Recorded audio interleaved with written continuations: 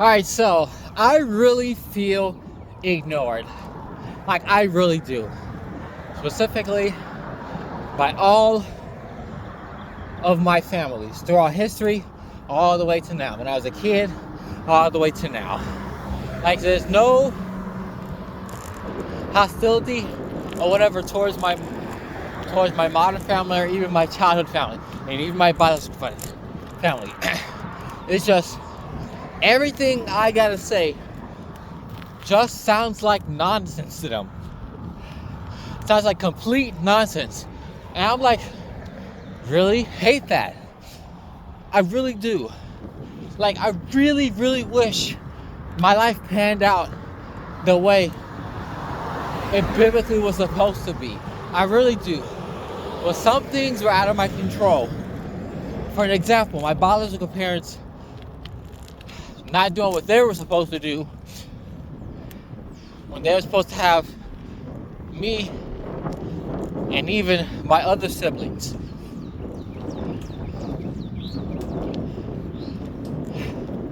And not doing whatever necessary to make sure not to repeat that same cycle. Starting off with my childhood family. No, I have to say childhood family because even though my life started with my biological family, I have to say childhood family because that's when I started to really become more aware of what's happening in the world, I guess, at age 4, I guess. Well, not really, but you get what I'm trying to say. Become aware that there's an actual world, a big world out there. So, at age 4, my pre-childhood father was starting to make it into the picture. He was just now starting to become in my lives. My childhood biological mother started telling me to call him Dad. So we did randomly, without question. Maybe not my other immediate childhood sibling, or biological sibling in that time. My immediate biological sibling. I'm trying to stay gender neutral, because I'm not trying to reveal no genders or whatever. I'm not trying to reveal as much information. But anyways, my immediate biological, well, I can't necessarily need to say by immediate, but I'm gonna say it anyway. My immediate biological sibling saw it was weird to call another man Dad when it's clearly not your father. So anyways, in my childhood family, hold on, I see something on the ground that looked interesting, like a charger. I was wrong, it was just a box of cigarettes. I thought it was like a phone charger. But anyway, so childhood family. If I remember correctly, around like 2007 or 8, I did start to question why was my childhood father, aka my stepfather as a kid, was giving me whoopings. I was trying to figure out that. But then I don't really remember. I'm not trying to make stuff up, but if I remember correctly, I wasn't really given an answer. It was just, you're supposed to do what you're told to do, Ray. Something like that. Be obedient, stuff like that. So I never really questioned it. I just, I don't want to get another whooping.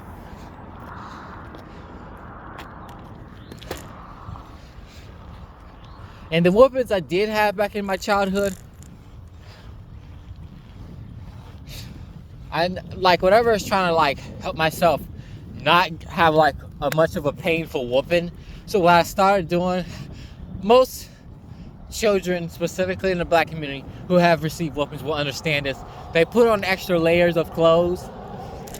So when we was doing that, so we can, like at least dilute the pain a little. Whenever we had that, they always got really mad. My childhood parents my early childhood parents always got really mad by the fact we was doing that. They hated that. They hated the fact we was trying to dilute the pain. I always questioned why, in my head as a kid, why is that such a concern of how we receive our whooping? Like, why must we be super submissive and take this whooping? I get the whoopings as a kid is to teach the children a lesson, but I get that part, but at the same time, why do I have to feel every single lick of pain?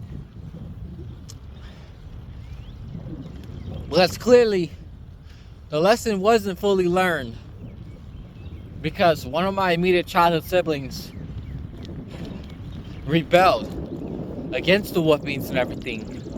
I mean, I never liked them either, but he rebelled. He got very sick of rebelling. He was getting too old for this. So he said, no, I'm not getting no whooping. This was back, I believe, 2015 or whatever. He said no. And obviously that made my childhood parents super angry. They really hated that. I questioned the whole thing myself. And even in my childhood, and even like I believe 2014, one of my immediate childhood siblings, accidentally, well, I'm not gonna say accidentally, but thought they wasn't supposed to do something specific. I'm not trying to get into specific details, but he thought he was allowed to do something specific, but turns out he wasn't. So he stood up for himself because he got tired of one of my childhood parents for not listening to him. So he yelled out loud. I mean, it was quite embarrassing, don't get me wrong. I'm pretty sure my childhood parents was quite embarrassed by that. But from there, as soon as we got home, my childhood sibling got a whooping for that. Right in the dining room / living room. And another thing I really hated, whenever one of my childhood siblings was getting a whooping, so I get that he was misbehaving, I get that, but whenever sometimes he had a whooping, it was starting to get out of hand where he was running away, I was told to hold him down. You know, I really wish I rebelled. We owe him a big apology. I gotta say, he was very misunderstood. He was not, I do agree he was misbehaving in school a lot. But at the same time, you gotta get to the reason why he was misbehaving, you know? I know from my childhood family era, I am talking more about, you know, my siblings more than myself. But I always question in my head, like I understand why he's getting whooping, but would you ever thought about like talking with him? So yeah, there's that part. Going now all the way up to my teenage years, me trying to explain my sexuality, like that I wasn't gay just because I had a gay friend or boyfriend or whatever, and not being successful with women and getting bullied and stuff like that. It was just other shit to them. Like, oh no, nope. And then he's walking funny, he's walking a little feminine, he's not watching sports, he's not watching wrestling and fighting and stuff like that. He's not winning females. It was just like, nope, he's gay, he's gotta be gay. And then especially in 2018, when my childhood family started to separate, that was that peak separation. Well, I can't really say that because peak separation is literally now, but when my childhood family was early peak separation, early peak separation, separation or full separation, childhood family. That's when everything really started to come into play. Like, cause one time I met a pastor in Chicago. It was a youth ministry. He teach the youth. I liked it, honestly, but the fact that I was liking it in my childhood, one of my childhood parents, in fact, no, I kind of gotta say both of them. Both my childhood parents, they thought me and that pastor was doing some gay shit and spreading rumors and stuff about me, talking about I'm a man of God. That's what don't question my authority or something like that, some shit like that. I hope that was in a different, because I know I just sweared and said God in the same sentence. But I hope I hope if my grammar's correct, or English is correct, language arts or whatever, that there's a comma in between those. So, yeah. My apologies, my Lord, if I swear in your name. So, in the same sentence as you. But that aside,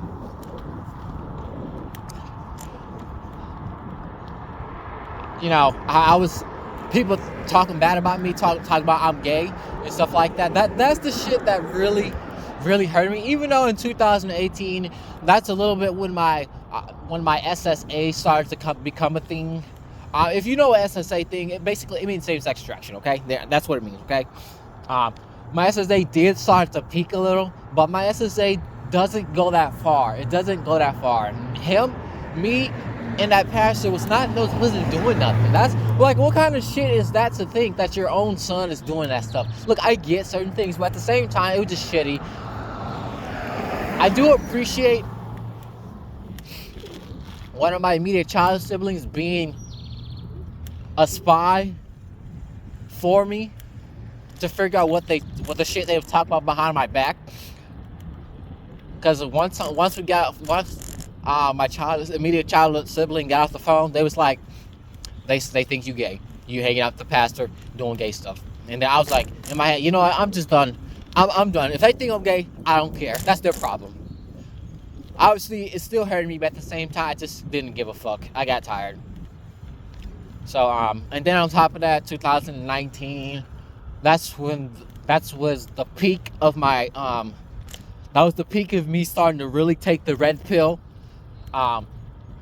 Understanding female nature and what they want and stuff like that, and the hypocrisies in women and stuff like that. I was really starting to really get into that, to the red pill, female nature and stuff like that. But that was met with an eye roll, as if I don't know what the fuck I'm talking about, calling me a sexist all the time. They was calling me sexist all day, every day. Well, I'll give you the whole, excuse me, it is cold, so there's that. The whole housewife thing a pass. I'll give them that. But all the other stuff, no, I don't. I don't really agree with that one. I was trying to prove I'm not a sexist, but I'm just trying to explain to them what is the female nature. But they didn't want to hear that. They just wanted me to be a simp, I guess. I think around 2020 is when the word simp starts to come into play. All the information I told my childhood parents, yes, my childhood parents, both of them, I told about women, me being afraid of being played by women. That was met with an eye roll. I mean, I have to give my childhood father a bit more credit, because he at least understood where exactly I was coming from, because he's also a male. He doesn't want to get played by women, which, spoiler alert, he had played my childhood mother. So, hence the why the marriage didn't work. So, there's that part. But that aside, my child parents was talking about, you have no, you don't, like, what are you saying, right? You have no experience. You shouldn't have to be so afraid. Like, because you haven't done nothing yet. You don't know, Ray. Which I'll give them that, but at the same time, I was scared. I was early into the red pill journey, and I'm actually upset that women aren't the same the way they are. Now, all the way going, so that's pretty much it for my child family. Now, my modern family, that's been established for about a year now, year and a half, I think. A year and a half max, but I'm going to say a year. They really hate the fact. The things I got to say about women nature, female nature, and my preferences in women, and then my life choices. Like recently, my modern parents, it's my dumb ass. I should have kept my mouth shut, as I should have. But when they found out that I had a new bike, immediately, Ray, let me ask you something about life choices and stuff like that. Immediately, I was like, oh, here you go again. Get your license or whatever. As if, honestly, I kind of feel stupid, I honestly felt they kind of make me feel stupid. Like, and the end, I feel like that there's no cares given. There's no cares given by the fact my bike has been stolen like 3 times. 2 times, okay? 2 times. Technically 2.5, but 3 times. Look, I get me buying this new bike was not the best financial decision. I'll give him that. But, you know, I was already ready to start rebuttaling. Maybe my childhood father was right. I do rebuttal a lot. Maybe he was right. But I was ready to rebuttal my modern parents. One of them, to be exact. Future Ray. I was ready, but because I remember my modern parents are getting towards elders. I like to call them elders. If you're 40 plus, you're an elder to me. Getting towards the elder years, I said, you know what? Never mind. In my head, and even I transitioned into my new method of solving conversations with elders.